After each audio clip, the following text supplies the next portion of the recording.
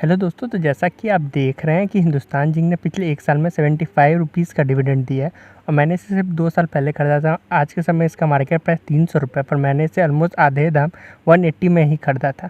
और मेरी स्टोरी से आपको पता चल जाएगा कि ऐसे शेयर्स को आपको कब खरीदना चाहिए।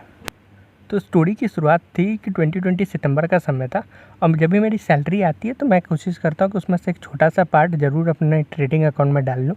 तो जब भी सैलरी स्टार्टिंग में ही आप डाल लेते हो तो आपके पास सेफ रहता है और बाद में फिर खर्च होने लगते हैं। तो जब खर्च हो जाता है तो आपके पास जो कैपिटल है वही कम हो जाएगा। तो इसलिए मैं कोशिश करता हूँ कि शुरुआती में अपना 10,000, 15,000, 20,000, 25,000 जो भी मुझे लगे कि हाँ इस मंथ में इतना ज़रूरत होगा मेरा, वो हटा लेता हूँ। बाकी जो अकाउंट को ट्रेडिंग अकाउंट में डाल देता हूँ, बाकी जो पैसे बचते हैं। तो मेरे अकाउंट में पिछले महीने के 500 रुपये ट्रेडिंग अकाउंट में बचे हुए थे और मैंने 2 स्विंग ट्रेड लिया हुआ था। अब मैं सोच रहा था कि कहाँ पे नया कोई अपॉर्चुनिटी मिले तो मैं अपने सेविंग अकाउंट से ट्रेडिंग अकाउंट में पैसे ट्रांसफ़र कर लूँ। उस समय मैं जी बिज़नेस लाइव बहुत देखता था, तो अब उस समय देख रहा था और टीवी पे एक एनालिस्ट ने एक शेयर के बारे में बात हो रही थी। उसी में मुझे नज़र आया कि 180 का शेयर है और ऑलमोस्ट 16-17 रुपये उस समय वो डिविडेंड दे रहा था। मुझे लगा यार अच्छा डिविडेंड शेयर है, पर मेरे पास इतना समय नहीं था कि मैं सोचूं कि यार इसके बारे में थोड़ा रिसर्च कर लूँ। जो मेरी गलती है, मुझे इसके बारे में थोड़ा रिसर्च करना चाहिए क्योंकि आप ऐसी कंपनी में नहीं लगा देते। पर मुझे हिंदुस्तान जिंक के बारे में पता चला तो मैंने देखा कि अच्छा शेयर है, इसी 8-9% का उस समय दे रहा था डिविडेंड। तो बोला अरे यार सही है यार, इस शेयर तो, क्योंकि आप 8% 9% का यदि आपको डिविडेंड ऐसे ही मिल रहा है तो अच्छी बात है। पर थोड़ा रिसर्च बहुत ज़रूरी होता है क्योंकि पीएसयू शेयर्स में सबसे बड़ा प्रॉब्लम क्या है, आप ले लो और यदि मार्केट के साथ वो करेक्ट हुआ तो आपका पूरा का कैपिटल ही इरोड कर देगा। आपको डिविडेंड तो देगा पर आपका कैपिटल ही इरोड कर देगा।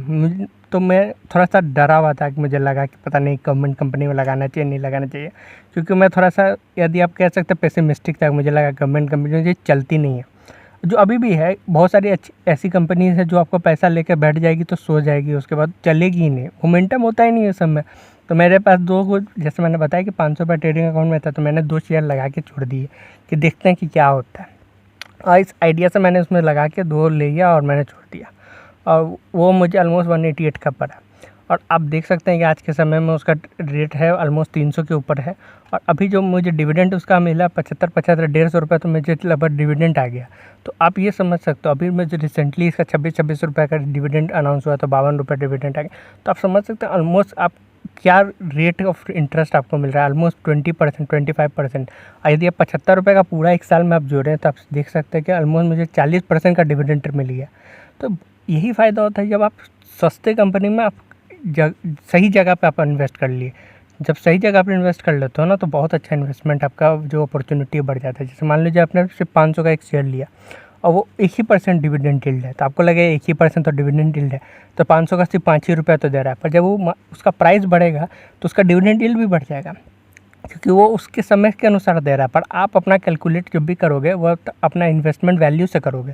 तो इन्वेस्टमेंट वैल्यू आपका क्या था, 500 रुपये, पर आपको डिविडेंड कितना मिला, 7 रुपये। तो प्रैक्टिकली अब आपको 1% नहीं मिल रहा है कि नहीं, क्योंकि 500 पे 5 मिल रहा था तो 1% था। पर जैसे ही उसका प्राइस करेक्ट हुआ और 500 का शेयर का प्राइस 500 से 700 चले गए, तो पहले आपको 1% मिल रहा था, पर अब आपको 7 रुपये मिला 500 पे, तो अब आपको जो डिविडेंड यील्ड हो गया 1.4% हो गया। तो यही फ़ायदा होता है जब, मतलब यदि शेयर का भी दाम बढ़ते रहे और वो ग्रोथ होते रहे, और जैसे जैसे कंपनी ग्रोथ करते जाएगी वो आपका डिविडेंड यील्ड भी बढ़ता जाएगा। जैसे 500 का शेयर 1000 रुपये हो जाए तो वो अपने हिसाब से 1% दे रहा है डिविडेंड यील्ड। फेस वैल्यू के पॉइंट ऑफ व्यू से तो हम बात ही नहीं करते, क्योंकि जो मार्केट में रेट है वही पॉइंट है। पर आपके पॉइंट से आप देखिए, यदि 500 का शेयर 1000 रुपये हुआ तो आपको शेयर का प्राइस तो डबल हुआ ही, पर जो डिविडेंड है वो भी आपका डबल हो गया 2%।